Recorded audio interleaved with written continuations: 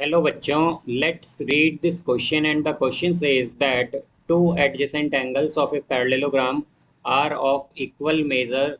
The measure of each angle of the parallelogram is. Now let's see the options. Option A 45 degree, option B 30 degree, option C 60 degree and option D 90 degree. तो आइए अब इस question को यहाँ पर हम solve कर लेते हैं। इस क्वेश्चन में कहा गया है कि दो एडजेसेंट एंगल्स जो हैं एक पैरेललोग्राम के वो इक्वल मेजर के हैं, तो हमें बताना है कि जो एंगल्स होंगे वो क्या होंगे यहाँ पर। तो यहाँ पर हम की कॉन्सेप्ट यूज करेंगे, कॉन्सेप्ट दैट इन पैरेललोग्राम। तो हमारे पास पैरेललोग्राम में क्या होता है, जो एडजेसेंट एंगल्स होते हैं, adjacent angles angles sum is 180 degree. जो एडजेसेंट एंगल्स का सम होता है वो 180 डिग्री होता है हमारे पास। तो यहाँ से हम अगर एक पैरेललोग्राम ड्रॉ करें इस तरह से, तो पैरेललोग्राम की प्रॉपर्टी ये होती है कि उसमें अपोजिट साइड्स हमारे पास पैरेलल और इक्वल होती हैं। तो इसे हम मान लेंगे ए, बी, सी, डी। अब यहाँ से हम अगर देखें तो एडजेसेंट एंगल्स ए और बी दोनों एडजेसेंट एंगल्स हैं, तो इनका सम क्या होगा, यानी कि angle A plus angle B क्या होगा, 180 डिग्री।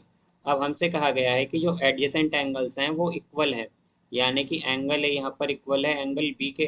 तो अगर हम ये वैल्यू पुट करें इस इक्वेशन में, तो ये आ जाएगा angle A plus angle B की जगह भी क्या आएगा, angle A, because angle A और एंगल बी दोनों क्या हैं, इक्वल हैं यहाँ पर, इज इक्वल टू 180 डिग्री। तो यहाँ पर ये होगा, हो गया हमारे पास twice of angle A is equal to 180 degree.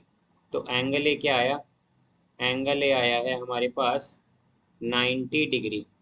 तो इसी तरह एंगल बी भी क्या आएगा, 90 डिग्री, बिकॉज दोनों हमारे पास क्या है, एंगल ए और एंगल बी इक्वल है। तो हम क्या कहेंगे कि जो मेजर होगा ईच एंगल का पैरेललोग्राम में वो हमारे पास 90 डिग्री हो जाएगा यहाँ पर। बिकॉज अब अगर हम देखें तो सी और डी भी क्या है, दोनों ये भी एडजेसेंट एंगल्स ही हैं हमारे पास। तो एंगल सी और एंगल डी भी क्या होंगे, ये भी हमारे पास, इनका भी सम क्या होगा, 180 डिग्री। तो यहाँ से एंगल सी इक्वल होगा एंगल डी के, बिकॉज ये दोनों भी क्या हैं, एडजेसेंट एंगल्स हैं। तो हम क्या कह सकते हैं कि angle C plus angle D की जगह हम क्या पुट करेंगे, angle C is equal to 180 degree. तो ये हो जाएगा twice of angle C is equal to 180 degree. तो एंगल सी आ गया हमारे पास 90 डिग्री, तो एंगल डी भी क्या होगा, 90 डिग्री।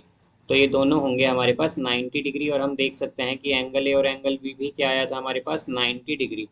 तो यानी कि सब एंगल यहाँ पर कितने के हैं, 90 डिग्री के हैं। तो इसका करेक्ट आंसर होगा हमारे पास option D, 90 degree. So I hope you understood it well. Best of luck, thank you.